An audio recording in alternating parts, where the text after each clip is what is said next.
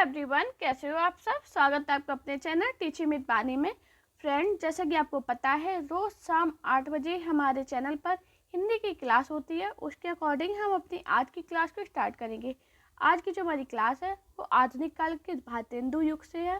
दोस्तों, आधुनिक काल की फर्स्ट क्लास आ चुकी है, तो जिसने नहीं देखी तो वो ज़रूर देखना, वो काफ़ी ज़्यादा इम्पॉर्टेंट है। आज हम पढ़ेंगे आधुनिक काल का भारतेंदु युग का सेकेंड पार्ट। तो चलिए वीडियो को स्टार्ट करते हैं। आज का हमारा पहला क्वेश्चन है, 8 मास बीते जजमान, अब तो करो दक्षिणा दान। पंक्तियों का संबंध किस संपादक से है? भारतेंदु, बालकृष्ण भट्ट, प्रताप नारायण मिश्र या प्रेम घन? बताइए आप लोग, इसका राइट आंसर क्या होगा। हाँ जी, क्या है इसका राइट आंसर? 8 मास बीते जजमान, अब तो करो दक्षिणा दान। क्या होगा इसका राइट आंसर?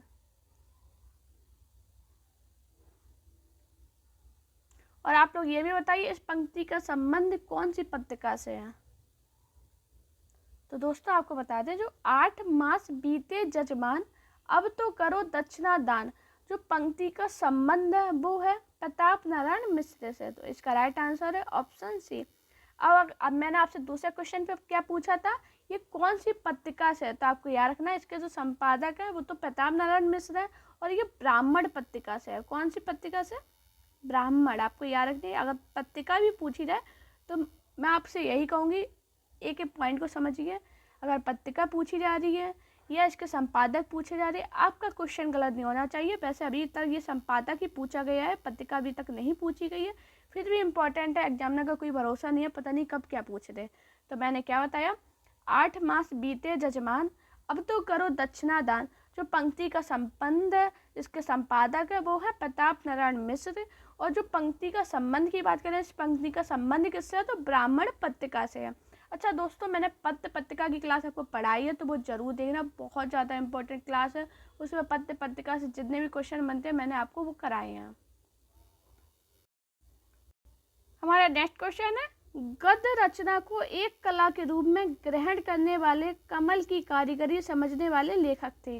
रामचंद्र शुक्ल, बद्री नारायण भट्ट, गोविंद नारायण मिश्र या बद्री नारायण चौधरी? आप लोग बताइए, इसका राइट आंसर क्या होगा। हाँ जी, यूपी पीजीटी 2013 में क्वेश्चन पूछा गया, तो बताइए इसका राइट आंसर क्या होगा।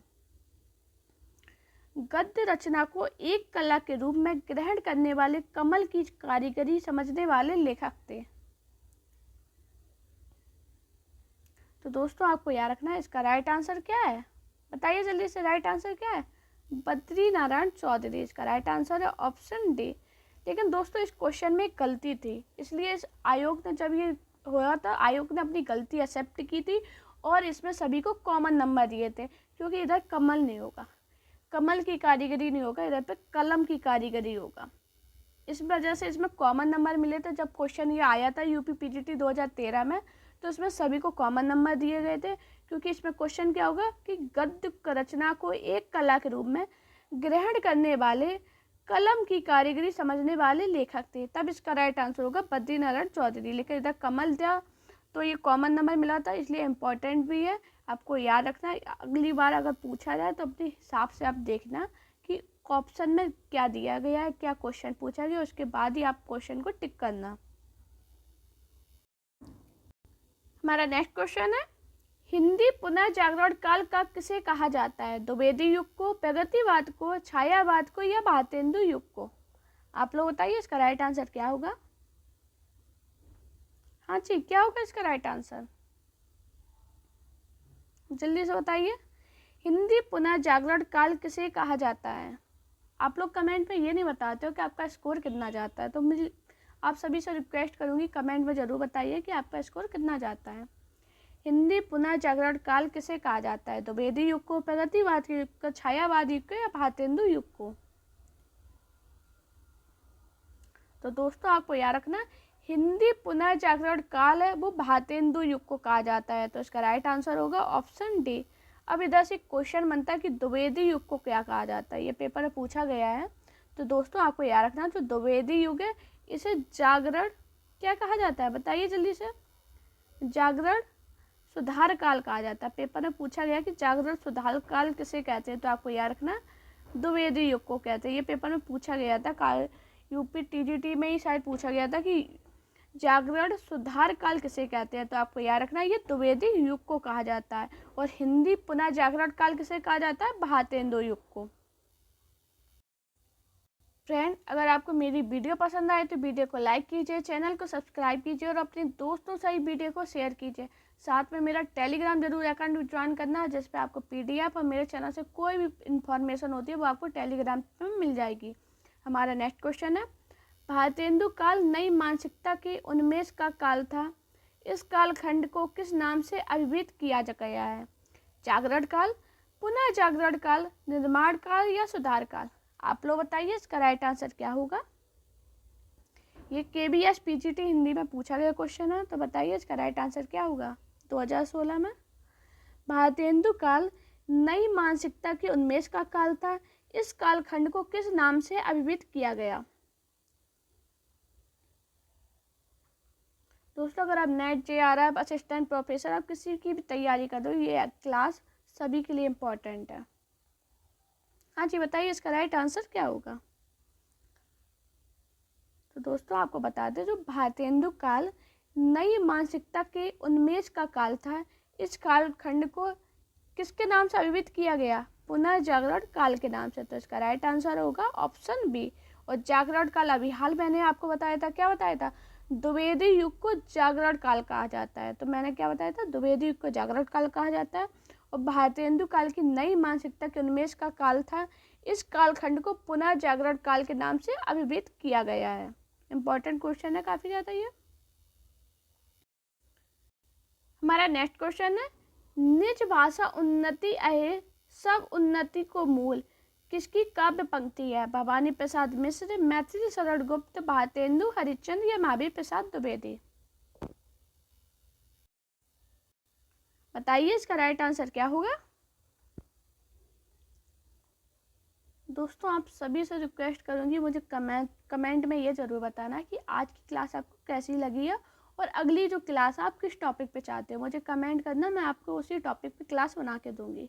जो इंपॉर्टेंट क्वेश्चन होंगे बस सभी कराऊंगी। बस आप लोग कमेंट जरूर करना, जिससे मुझे एक आइडिया लगे कि आपको कितने टॉपिक और पढ़ाने हैं। वैसे मुझे पता है, लेकिन मैं ये जानना चाहती हूँ कि आपके कौन सी टॉपिक है। वैसे तो मैंने इतनी क्लास डाल रखी है हिंदी की, अगर आप किसी भी एग्जाम की तैयारी करें, अगर आपने सारी क्लास पढ़ ली तो आपका एग्ज़ाम क्लियर हो जाएगा। लेकिन फिर उसके बाद भी अगर आपको कोई ऐसा टॉपिक है जो नहीं समझ में आता है तो मुझे कमेंट करना, मैं टॉपिक आपको दोबारा से पढ़ा दूँगी। निज भाषा उन्नति अहे सब उन्नति को मूल किसकी काव्य पंक्ति है? जल्दी से बताइए इसका राइट आंसर क्या होगा।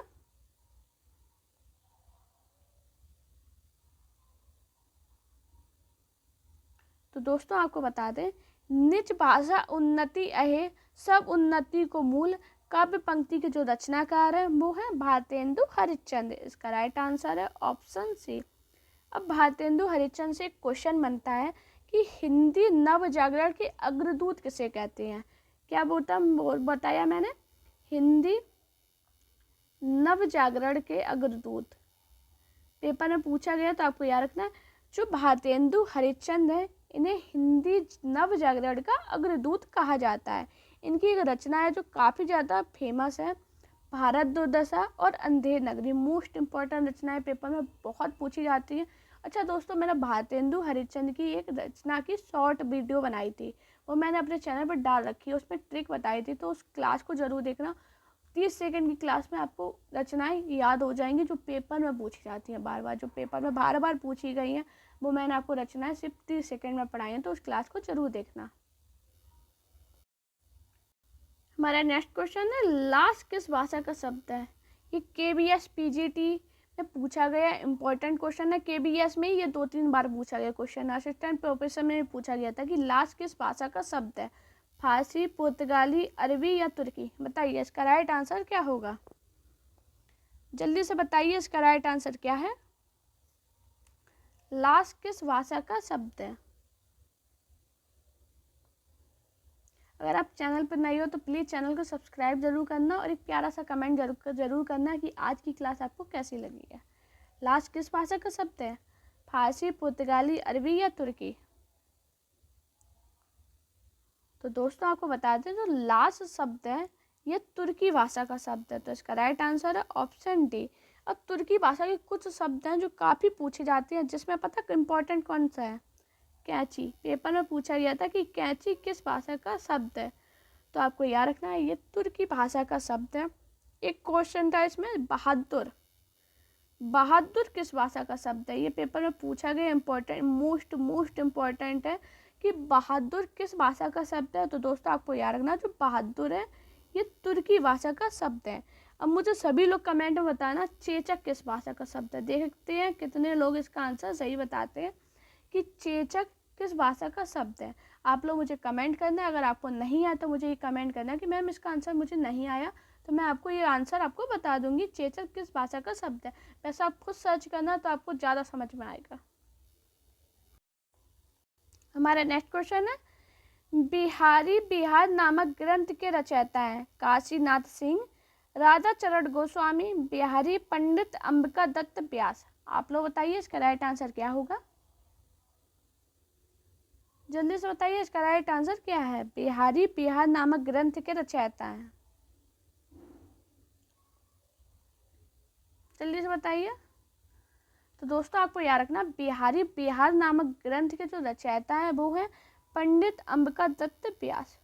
अच्छा दोस्तों, मैंने भारतेंदु युग की सभी रचनाएं आपको पढ़ाई हैं क्लास में, तो उस क्लास को जरूर देखिए। आप देखना प्लेलिस्ट पर डली हुई है वीडियो, और उसकी PDF भी मैंने अपने टेलीग्राम में सेंड कर रखी है, तो आप उसके भी डाउनलोड करके पढ़ सकती हैं।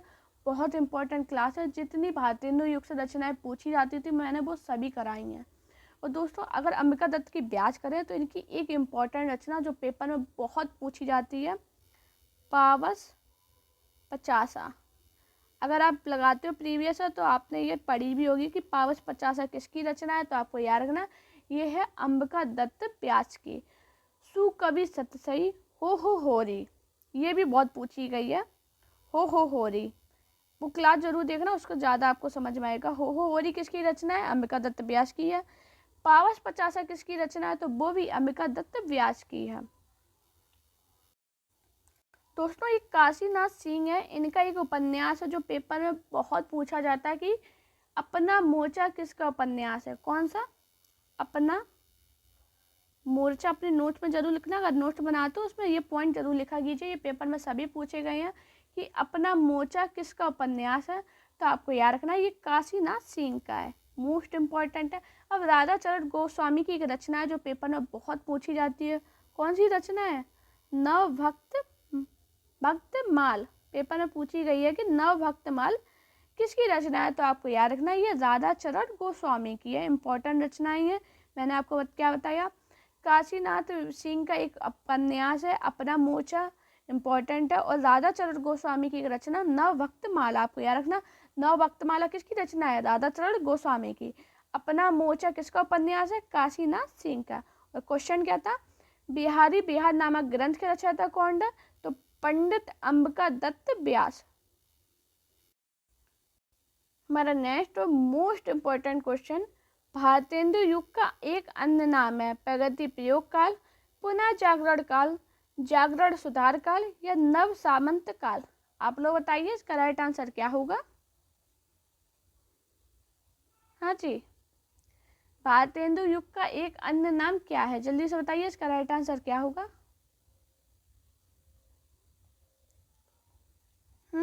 बताइए जल्दी से। वीडियो पसंद आए तो प्लीज़ शेयर जरूर करना इसे और लाइक करना। भारतेंदु युग का एक अन्य नाम क्या है? तो दोस्तों आपको याद रखना जो भारतेंदु युग है इसका अगर एक अन्य नाम है वो है पुनर्जागरण काल। इसका राइट आंसर है ऑप्शन बी। इम्पोर्टेंट क्वेश्चन है ये, यूपी टीजीटी पीजीटी में पूछा गया, इम्पोर्टेंट मोस्ट इम्पोर्टेंट क्वेश्चन है। और DSSS भी पीजीटी में भी ये पूछा गया था। हमारा नेक्स्ट क्वेश्चन है, इनमें से भारतेंदु युगीन लेखक कौन है? पंडित प्रताप नारायण मिश्र, विद्यानिवास मिश्र, हरिओत, राय कृष्ण दास। बताइए इसका राइट आंसर क्या होगा? भारतेंदु युगीन लेखक कौन है? बताइए जल्दी से इसका राइट आंसर क्या है। अगर आपने मेरी वो रचना वाली क्लास पढ़ी होगी तो आपको ख्याल आ गया होगा इसका आंसर राइट आंसर क्या है, क्योंकि मैंने भारतेंदु युगीन के जितने भी लेखक थे उन सभी को मैंने पढ़ाया। तो बताइए जल्दी से बताइए, जिसने जिसने वो क्लास पढ़ी है सही से जल्दी से आंसर बताइए। तो दोस्तों आपको याद रखना जो भारतेंदु युगीन लेखक हैं वो कौन है? पंडित प्रताप नारायण मिश्र। इसका राइट आंसर है ऑप्शन ए। जो पंडित प्रताप नारायण मिश्र है ये भारतेंदु युगीन लेखक होने के साथ साथ ये भारतेंदु मंडल के भी लेखक है। आपको याद रखना भारतेंदु मंडल पूछा जाए या भारतेंदु युगीन पूछा जाए, इसका राइट आंसर होगा पंडित प्रताप नारायण मिश्र। हमारा नेक्स्ट क्वेश्चन है, इनमें से किस लेखक का संबंध भारतेंदु मंडल से नहीं था? प्रताप नारायण मिश्र, बद्री नारायण चौधरी, ठाकुर जगमोहन सिंह या बालकृष्ण शर्मा? आप लोग बताइए इसका राइट आंसर क्या होगा? किस लेखक का संबंध भारतेंदु मंडल से नहीं था? तो दोस्तों आपको बता दें जो प्रताप नारायण मिश्र अभी हाल मैंने आपको बताया कि ये भारतेंदु मंडल के थे, तो इसका ये तो सही हो गया। अब आया बद्री नारायण चौधरी, तो ये भी भारतेंदु मंडल के थे। ठाकुर जगमोहन सिंह ये भी थे। जो बालकृष्ण शर्मा थे ये भारतेंदु मंडल के नहीं थे, तो इसका राइट आंसर होगा ऑप्शन डी। अब आपको याद रखना ये बालकृष्ण शर्मा है, ये नवीन राष्ट्रीय संस्कृति धारा के कवि थे। आप लिख लेना, इस पर इधर जगह नहीं है वरना आप लिख देती। नवीन, मैं क्या बोल बताया, जो बालकृष्ण शर्मा है ये नवीन राष्ट्रीय संस्कृति धारा के कवि हैं। आपको याद रखना बालकृष्ण शर्मा क्या है? नवीन राष्ट्रीय संस्कृति के धारा के कवि हैं। और जो प्रताप नारायण मिश्र, बद्री नारायण चौधरी और ठाकुर जगमोहन सिंह है ये भारतेंदु मंडल के कवि हैं। आपको याद रखना ये पॉइंट। हमारा नेक्स्ट क्वेश्चन है, निम्नलिखित कवियों में से एक भारतेंदु युगीन नहीं है? अयोध्या सिंह उपाध्याय हरिऔध, बद्री नारायण चौधरी, प्रताप नारायण मिश्र या अंबिका दत्त व्यास? आप लोग बताइए इसका राइट आंसर क्या होगा? कौन कवि भारतेंदु युगीन नहीं है? जल्दी से बताइए इसका राइट आंसर क्या है? तो दोस्तों आपको बता दें अंबिका दत्त व्यास भी भारतेंदु युग के हैं, प्रताप नारायण मिश्र भी हैं और बद्रीनाथ चौधरी भी हैं। जो अयोध्या सिंह उपाध्याय हरिऔध है यही भारतेंदु युग के नहीं है, तो इसका राइट आंसर होगा ऑप्शन ए। अब ये भारतेंदु युग के नहीं है तो किसके हैं? तो आपको याद रखना ये द्विवेदी युग के रचनाकार है। कौन से युग के रचनाकार है? द्विवेदी युग के। इंपॉर्टेंट पॉइंट है, जरूर लिखना, ये द्विवेदी युग के रचनाकार है। मोस्ट इम्पोर्टेंट पॉइंट है ये। हमारा नेक्स्ट क्वेश्चन है, निम्न कृतियों में से कौन सी कृति भारतेंदु हरिश्चंद्र काव्य कृति नहीं है? प्रेम मालिका, प्रेम फुलवारी, प्रेम सरोवर या प्रेम पुष्पावती? आप लोग बताइए इसका राइट आंसर क्या होगा? कौन सी कृति भारतेंदु हरिश्चंद्र काव्य कृति नहीं है? जल्दी से बताइए इसका राइट आंसर क्या होगा? तो दोस्तों आपको याद रखना जो प्रेम पुष्पावली है ये भारतेंदु हरिश्चंद्र की काव्य कृति नहीं है। तो ये भारतेंदु हरिश्चंद्र की नहीं है तो कब की होगी? तो आपको याद रखना ये प्रेम पुष्पावली जो है कब की है रचना, किसकी है? आपको याद रखना ये प्रताप नारायण मिश्र की काव्य कृति है। किसकी है? प्रताप नारायण मिश्र। इंपॉर्टेंट पॉइंट आपको याद रखना ये किसकी है? तो प्रेम पुष्पावली किसकी है? प्रताप नारायण मिश्र की काव्य कृति है। प्रेम पुष्पावली भारतेंदु हरिश्चंद्र की काव्य कृति नहीं है, तो इसका राइट आंसर है ऑप्शन डी। बाकी के ये तीनों ये भारतेंदु हरिश्चंद्र की है, लेकिन प्रेम पुष्पावली है ये प्रताप नारायण मिश्र की काव्य कृति है। हमारा नेक्स्ट क्वेश्चन है, निम्नलिखित में से कौन हिंदी साहित्य के पितामह के रूप में जाने जाते हैं? मैथिली शरण गुप्त, रामधारी सिंह दिनकर, भारतेंदु हरिश्चंद्र या महावीर प्रसाद द्विवेदी? आप लोग बताइए इसका राइट आंसर क्या होगा? ये DSSB PGT में पूछा गया क्वेश्चन है, तो बताइए इसका राइट आंसर क्या होगा? हिंदी साहित्य के पितामह के रूप में कौन जाने जाते हैं? तो दोस्तों आपको याद रखना है जो भारतेंदु हरिश्चंद्र जी हैं ये हिंदी साहित्य के पितामह के रूप में जाने जाते हैं। मैंने क्या क्वेश्चन था, कौन हिंदी साहित्य के पिता के रूप में जाने जाते हैं? तो इसका राइट आंसर होगा ऑप्शन सी, भारतेंदु हरिश्चंद्र।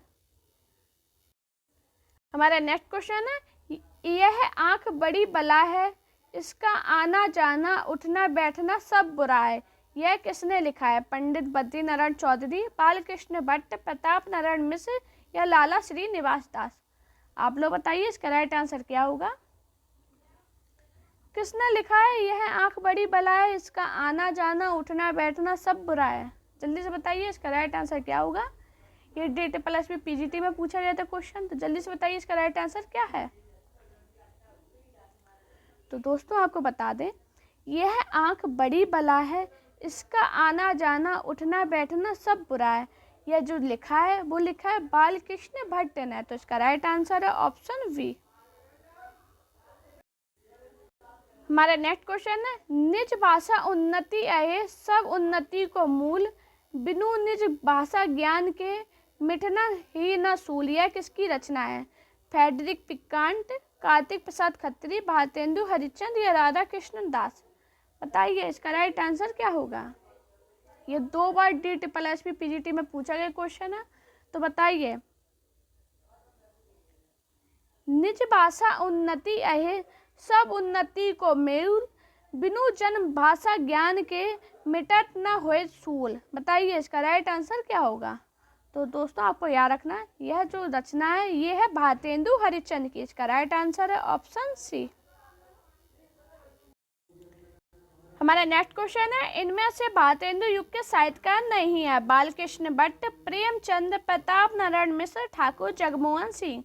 आप लोग बताइए इसका राइट आंसर क्या होगा। भारतेंदु युग के साहित्यकार कौन नहीं है। तो दोस्तों आपको याद रखना, जो भारतेंदु युग के साहित्यकार नहीं है उनका नाम है प्रेमचंद। इसका राइट आंसर है ऑप्शन बी। दोस्तों अगर आपको मेरी वीडियो पसंद आई हो तो वीडियो को लाइक कीजिए, चैनल को सब्सक्राइब कीजिए और अपने दोस्तों से वीडियो को शेयर कीजिए। साथ में आप लोग मेरा टेलीग्राम चैनल जरूर ज्वाइन करना, जिस पे आपको मेरी PDF मिल जाती है और चैनल से रिलेटेड कोई भी बात होती है, कोई भी इन्फॉर्मेशन होती है, मैं उस पर सेंड कर देती हूँ। अपना प्यार और सपोर्ट चैनल पर इसी प्रकार बनाए रखिए। Thank you guys watching this video.